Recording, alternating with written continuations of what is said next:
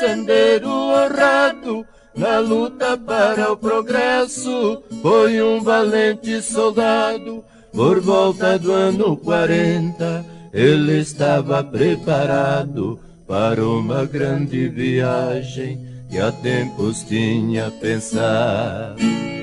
Pois era seu ideal conhecer o Pantanal, em busca de um bom local para a criação de gado. Deixou a sua fazenda com decisão e coragem, levando Deus como guia e muita fé na bagagem. Cruzou as matas bravias naquele mundão selvagem, chegando onde queria, retornou desta viagem. Contente e admirado com aquele mundo encantado, deixando o nome gravado naquela rica pastagem.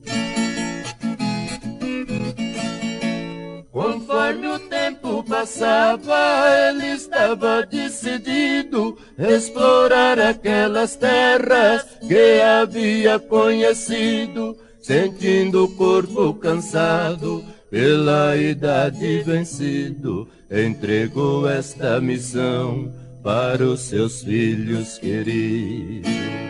Naquelas terras desertas que Deus do céu nos oferta, eu sei que terão na certa um futuro garantido. A Taliba de Resende, Caetano e Sebastião prepararam para seguir para aquele rico sertão. Também foi o Nicanor dando a colaboração, cavalo e carro de bois era sua condução. Nicanor era o tropeiro, o Caetano o candeeiro, a Taliba era o carreiro daquela expedição.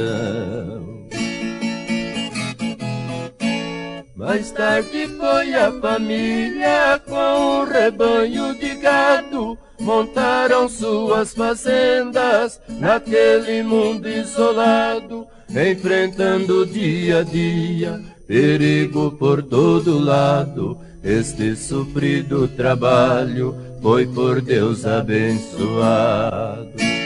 Quem anda com Deus não erra, por isso naquelas terras hoje é só gado que berra nos campos esparramados.